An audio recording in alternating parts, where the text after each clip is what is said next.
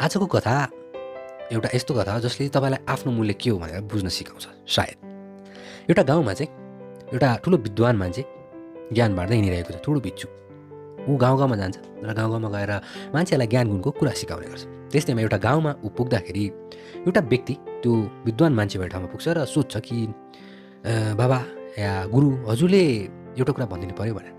के भन सोध बाला भनेर सोध्छ। उसले साधु बाबा सोध्छ कि मैले आफ्नो महत्त्व कति हो कसरी थाहा पाउने, म कतिसम्मको चाहिँ राम्रो छु, मेरो सिप कतिसम्मको छ, कति महत्त्वपूर्ण छु भनेर। तब बाबाले उसलाई एउटा चम्किलो ढुङ्गा दिनुभयो, पत्थर। त्यसपछि भन्नुभयो जाऊ यसलाई बेच्ने ठाउँमा गएर देखाऊ, पसलमा बजारमा गएर देखाऊ र देखाइसकेपछि हरेकलाई सोध्नु यसको मूल्य कति हो भनेर। तर यसलाई बेच्न चाहिँ कसैलाई पनि नबेच्नु, म भएको ठाउँमा लिएर आउनु भने।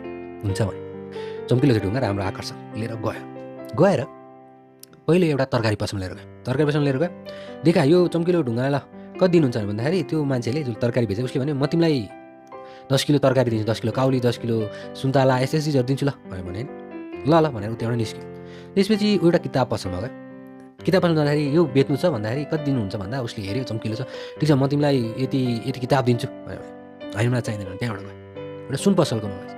सुन पसलमा गयो, देखायो, त्यो देखिसकेपछि देख्यो एकदमै महत्त्वपूर्ण हो, चम्किरहेको थियो, हिरा रहेछ भने म तिमीलाई यति सुन दिन्छु।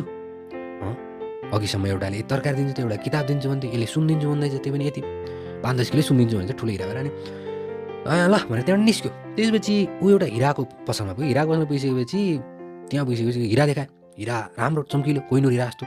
उसले भन्यो म तिमीलाई मेरो पसलै दिन सक्छु तर यो हिरा देऊ ल भन्दाखेरि ओहो धेरै नै महत्त्वपूर्ण रहेछ भनेर चुपचाप लाएर फर्क्यो।